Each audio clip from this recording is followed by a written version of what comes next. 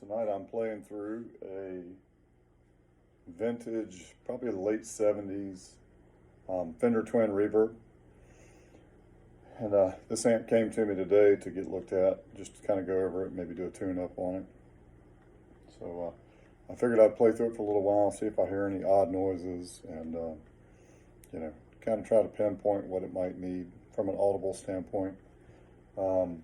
Anyway, this particular amp is probably later, mid to late 70s time frame, because it's a silver face, and the silver face twins were probably 1968 to, got right up to around 1980 maybe.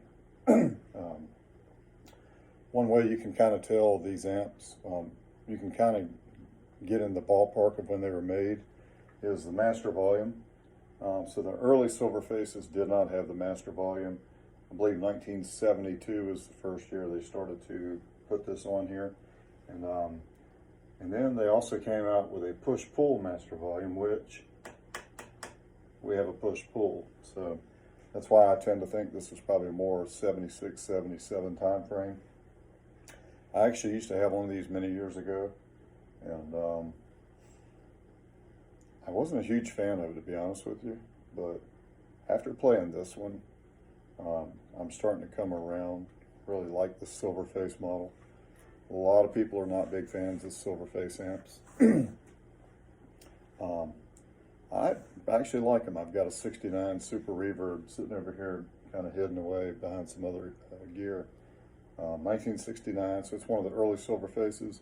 Really didn't change a whole lot from the black face circuits.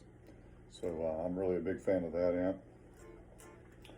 This amp actually belongs to a living legend in the 757 area, a guy by the name of Wayne Smith. Wayne has been running sound professionally probably all of his life, and he's got quite the reputation. And I met Wayne recently at a big jam that he was running sound at. So I had the privilege of actually getting on stage with Wayne, you know, running sound. And man, it was a fantastic show. The sound was fantastic. Wayne, you're top notch. You're awesome, and I'm glad I got to meet you. And it's a privilege to have your amplifier here. And my plan is to go through it very thoroughly and try to get it like 100%. Actually, sounds really good like it is. However, I do hear like some crackling sounds in it from time to time.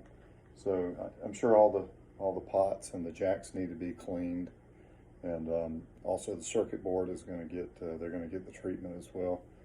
Those circuit boards they'll absorb moisture over time and become capacitive with the circuit, which can be a problem.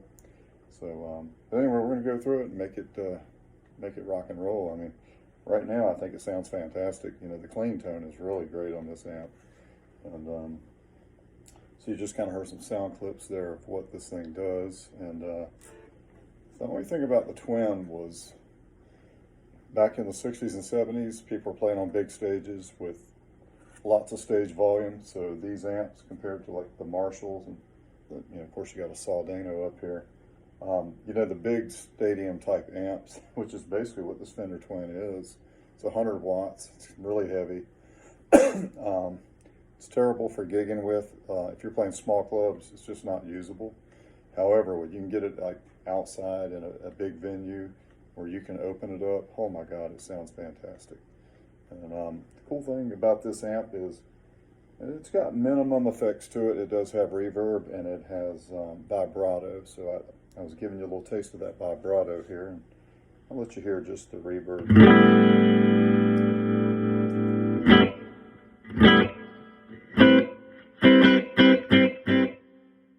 And here's a little vibrato.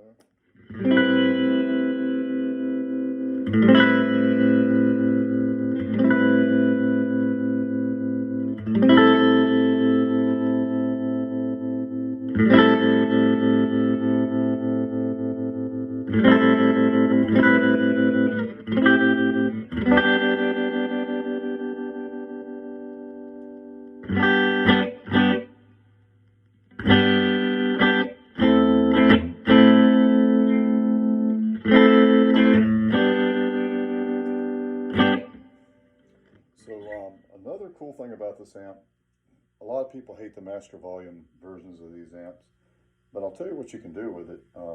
You can turn the master down and then turn your main volume for the channel you're plugged into like all the way up.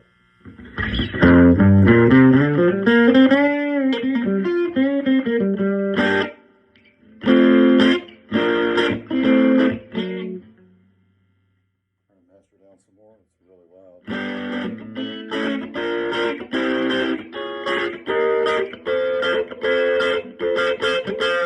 So, the amp will overdrive some. Not quite as much as a blackface circuit would.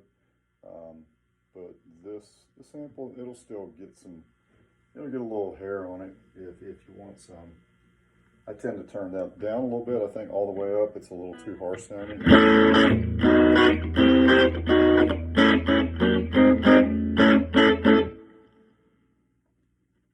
So, some tricks you can do to these amps too, like channel 1, you can kind of repurpose that, give it more of a Marshall flavor, push more of the mids, which it'll tend to bark a little bit better, and get a better lead tone.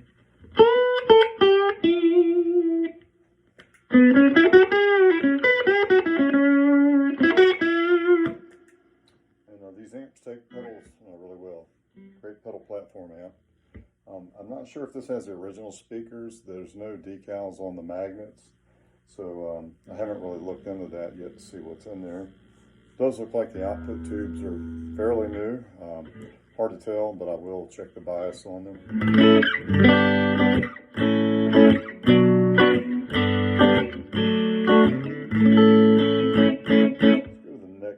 Now and listen to this thing bark.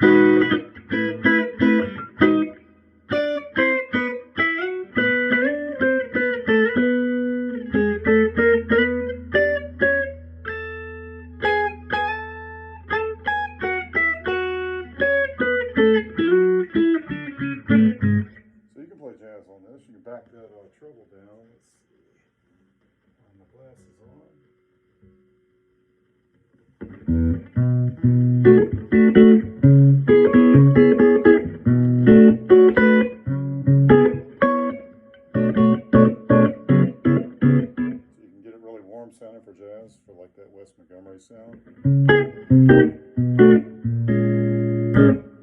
Or if you want to play like country, which I'm not a good country player at all, but we can bring the treble back up.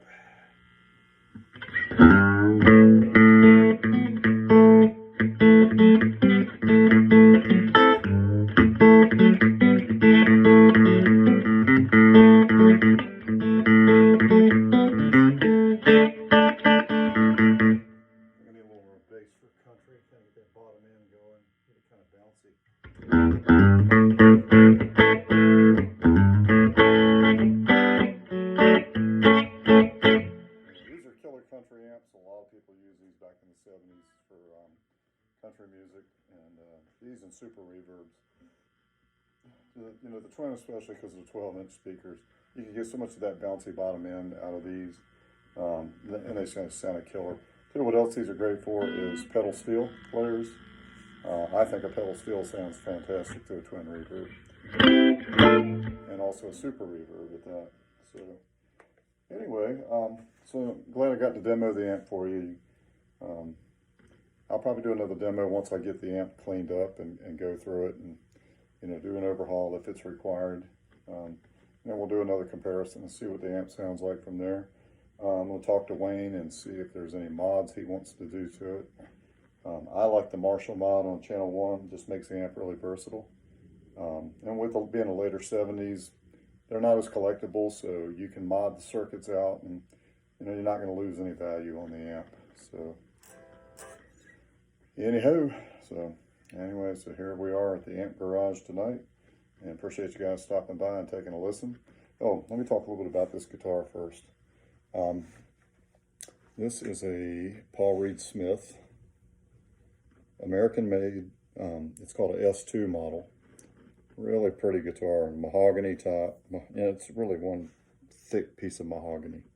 There's no maple cap on it, no flame maple top. I know those are beautiful and I love to look at them, but I'll tell you, I think the wood really resonates very well on this guitar. The neck is it's kind of a wide, thin neck.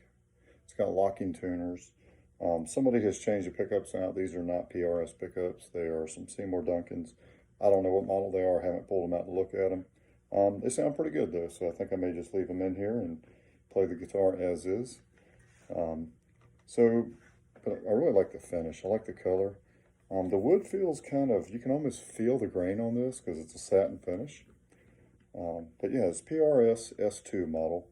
These are some of the least expensive of the American Paul Reed Smith guitars. And I will tell you what, fantastic guitar. Plays great. Everybody that comes over loves it, and loves the way it feels, loves the way it sounds, and it's just such a solid guitar. So if you're looking for an American PRS, but you don't have a ton of money, if you want to spend up to $1,200, this is probably the one to get. I don't even know if they make this particular model anymore with this finish. So you'd have to keep your eyes open on the used market. But I have seen one pop up recently for about $850, which I thought was a great price. So yeah, so that's what we're listening to, is a PRS through Silverface Twin Reverb. Anyway, hope you enjoyed the video and come back and see us. Thanks.